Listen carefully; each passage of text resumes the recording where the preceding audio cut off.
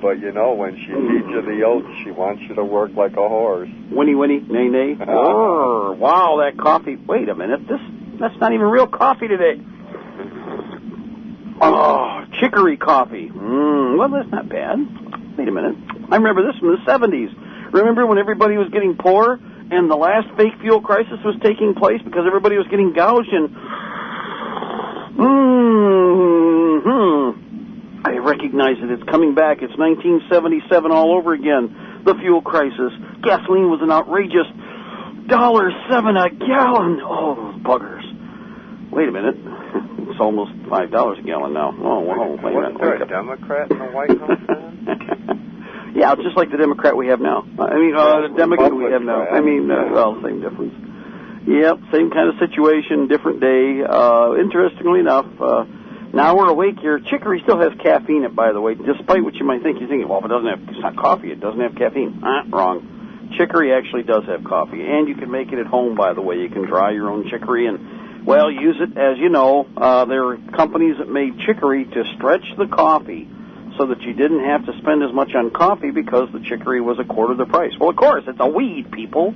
All you guys down south know about chicory, or should, and those other people in the country know about it because, well, you know, that last depression we had in the 70s, well, this one's going to be the same thing all over again, and all these things are going to be rediscovered, like, you know, chicory, substituting things like sugar. Oh, wait a minute, we already do that, but we do it with stuff that kills us, like NutraSweet. Hey, wait a minute. Sometimes that's not a good thing. Never touch the stuff. Yeah, never touch the stuff. Well, anyway, point is that we are waking up this morning to 10:17 here, 10:17 in the morning, Michigan time, Eastern Standard. But for all you out there, it's 7:17. So come on, get out of bed, wake up.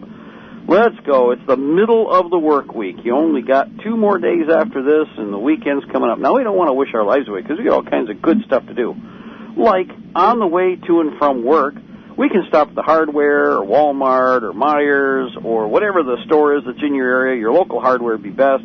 Go into the gun shop area there. Go into over the hardware where they have the ammunition. Buy yourself a box of 22 and pat yourself on the back. If you want to raise some eyebrows, you know, tell the clerk, yeah, I buy a box of 22 shells every Wednesday. You know, Wednesday, some call it Hump Day. I call it Weapons Wednesday. Because we listen to... Only $17.14, mister. Please leave now. Please. I'll give you your changes. Imagine that. Yep, I'll tell you. On the other hand, it's like, well, many people are going, really? Yeah, you want to find out more about weapons, about equipment, technology, what's going on? Hey, listen to the Intel Report. Yes. And you can have some fun in the process because our mission is to, of course, keep you awake, make you think, and get on with what needs to be done to prepare for what's coming. Now, a couple things here. Remember, we've talked about handguns before, and this is critical because a lot of people have several family members they need to outfit. Okay, it doesn't have to be a Gold Cup 1911A1 to get the job done. We'd prefer that we have nice, really expensive weapons, but as we know, nobody's made out of money. Money's becoming harder to find. Therefore, we have to make ends meet. Now, there are a bunch of nice firearms out there that aren't too expensive, that will serve to create the bridge or our personal hand cannons for people who have to outfit a lot of bodies. Or, for instance, let's say that you do have the wherewithal to put together a complete 5-10 program. A 5-10 program is to be able to outfit and equip, top to bottom, 5 fire team members or 10 squad members. There are 2 fire teams in a squad. This includes personal arms, such as rifles or shotguns, if you can't afford rifles and you find shotguns cheap. But also, if possible, a personal sidearm, which may also be the primary arm, depending on how short you are weapons. Well, high-point systems offer a wide range as far as design and also caliber of semi-automatic pistols. They're beautiful arms. They're not fancy. They're about $150 apiece. They're American-made, 100%. Yes. That's a big plus there, Don. American's working. Yep, so we want to keep our people going. It's in Ohio. That's where the plant is. And originally, they were much cruder, although still the same basic design. They had the German philosophy of only finish the parts that need to be finished because they make contact with each other. Everything else, well, it doesn't really matter. Now, what they did do is they've changed their philosophy a little bit, in that they've tuned up the lines of the weapon so it looks kind of like a cross between an HK and a SIG. Okay, basically a way to describe it. Nice looking design, tapered frame with contoured frame, so it's ergonomically efficient.